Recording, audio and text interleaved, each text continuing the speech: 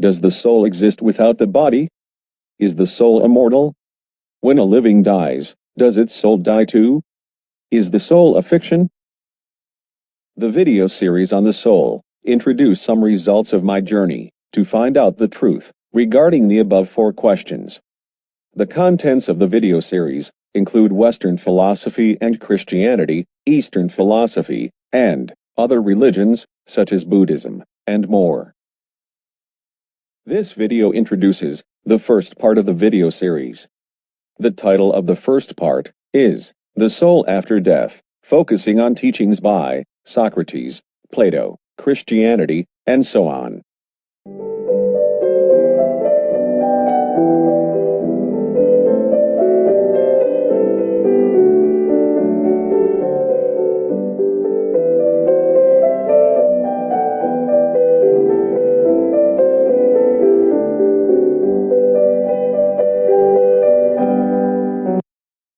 Socrates is known to be an ancient Greek philosopher, and to have lived from BC 470 to BC 399. Socrates taught a spiritual and physical dualism, and the immortality of the soul.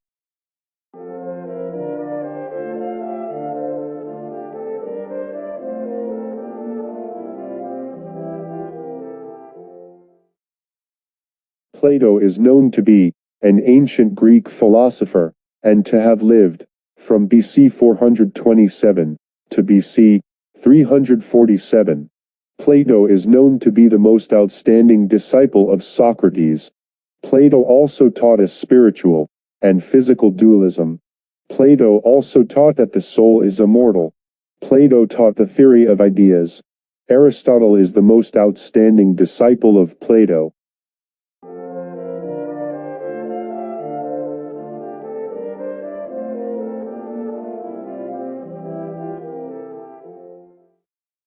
Plato is known to teach the human psyche, which is a Greek word meaning soul, or often life, originally lived in the heavenly world, but fell to the earthly world, and merged with the body to become human.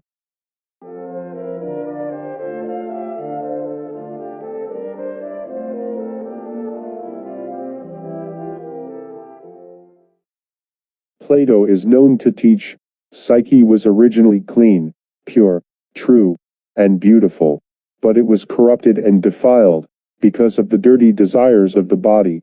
The body is a prison. The soul must be freed from the body.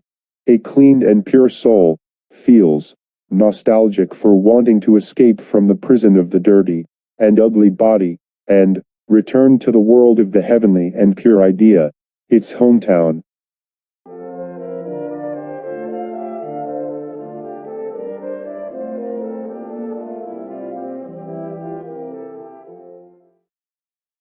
It is known that Plato had taught, the soul always lives, looking at the world of ideas, the world of truth, and the world of the kingdom of heaven. The soul is a being of truth, good, and beauty, but it has been defiled by the body and its dirty desires.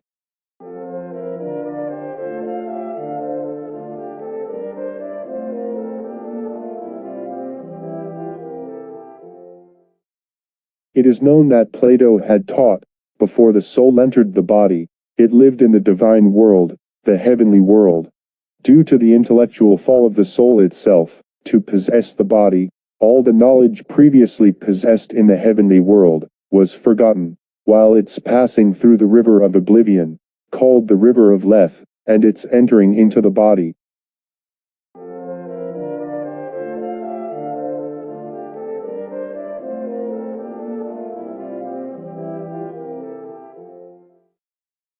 It is known that Plato had taught, as a result of this fall, the soul lives in the prison of the body.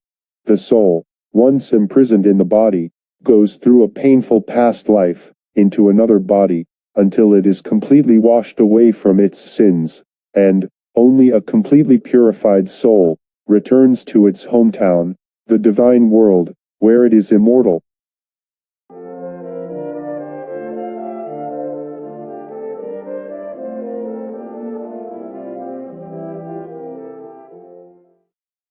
They say that it was intensified by the mystic philosopher Plotinus, who lived from 205 to 270. Plotinus was born and raised in Roman Egypt.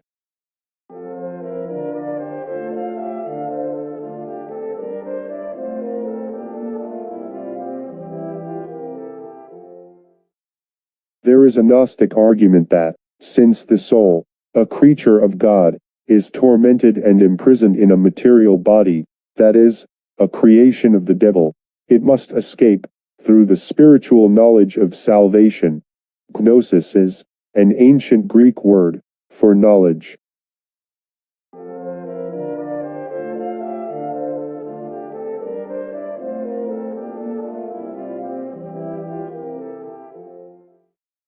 Whether religious or non-religious, the study of the soul has been around for a long time.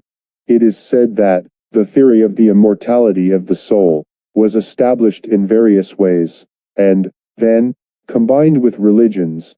Many religions today believe in the immortality of the soul. There is an argument that it was also grafted into Christianity in the Middle Ages.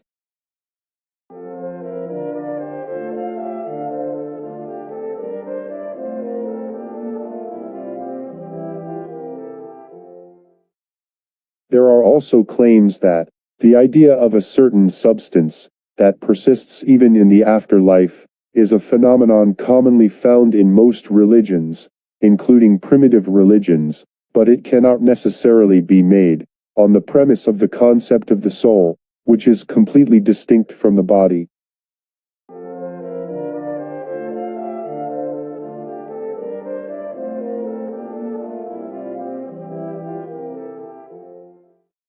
There are also claims that, in many cases, the soul in religions refers to the principle of life.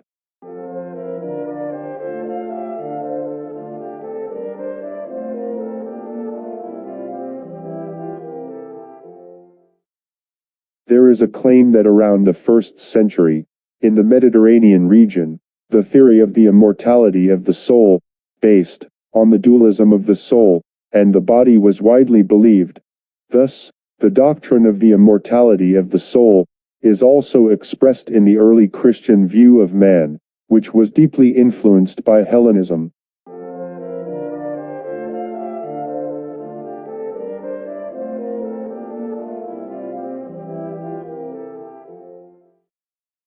There is a claim that it was Plato who first formulated the doctrine of the immortality of the soul, one of the characteristics of Hellenism. Plato believed that the body and the soul belong to the world of the senses and the world of eternity, respectively, and argued for the immortality of the soul. Originally, Judaism's faith in Yahweh, which was far from this dualism of spirit and body, came to accept a new view of the soul with the establishment of Christianity.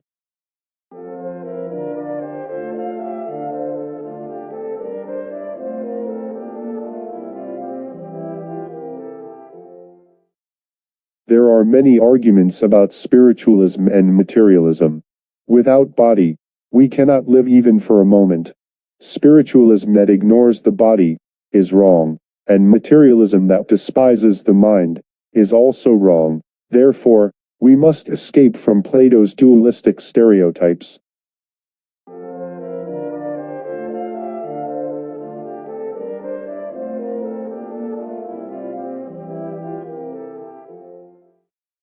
There is a claim that each religion has a different concept of the soul, but any rational person should think that the dualistic notion that the soul can be separated from the body is wrong.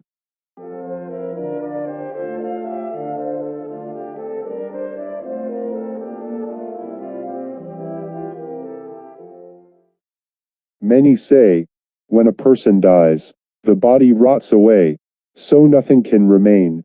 Man comes from nothing, and returns to nothing. When you die, it's over.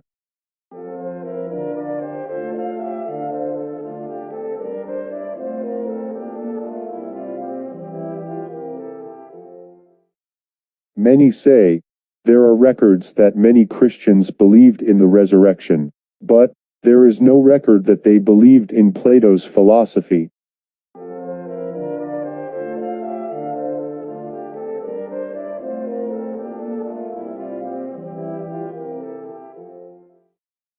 Many say, if God created a person, God can reproduce it. If Almighty God grants a resurrection, it can exist again. Whether that body is a body in the spirit world, or a physical body as it is today, it can be reproduced. The dead must wait for the resurrection by the Almighty God. Thus, Plato's dualistic theory that, when a person dies, the soul exits, and immediately goes to another world, is wrong.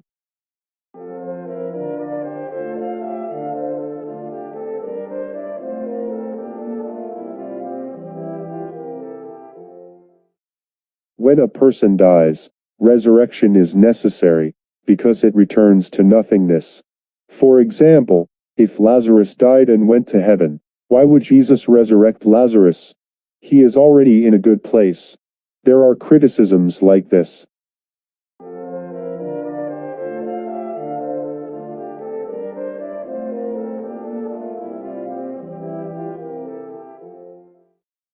Many say that Plato's theory of soul's immortality is wrong. Christians, today, must believe in death and resurrection, not the immortality of the soul.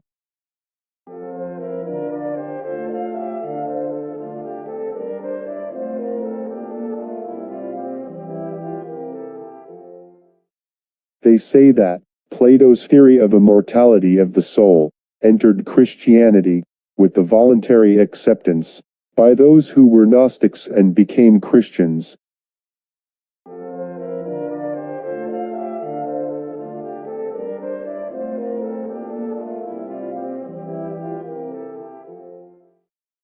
Many say that, after the end of the apostolic age, with the death of Jesus' immediate apostles, Justin Martyr, who lived from 100 to 165, was known to introduce Plato's theory of the immortality of the soul into Christianity. Justin Martyr is said to have been deeply influenced by Platonic theory before he became a Christian.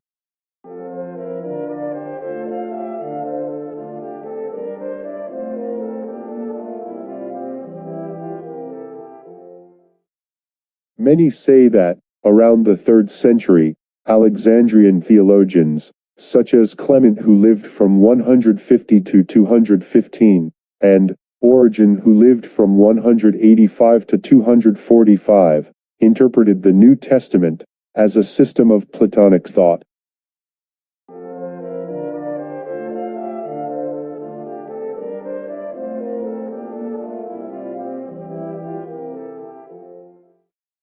There have been much debate about, is the immortality of the soul a true Christian doctrine? There has been much debate about, is the immortality of the soul the teaching of Jesus? There are claims that the immortality of the soul is a clear error of mixing Greek philosophy and the Bible.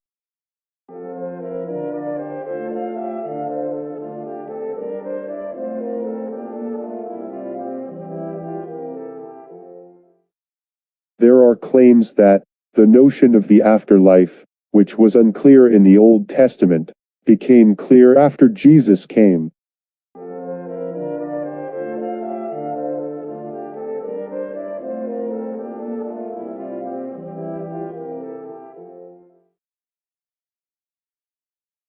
Book of Truth says the truth about the soul. These video series do not explain the content of the truth about the soul in Book of Truth. Book of Truth is written in English by Roy, and published by Great Time.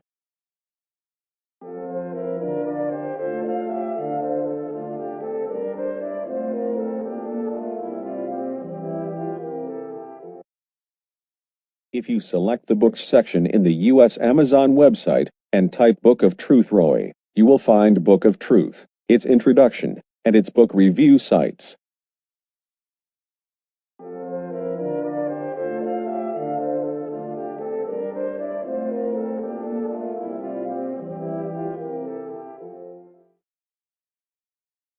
The first part of the 6-part Soul video series ends here.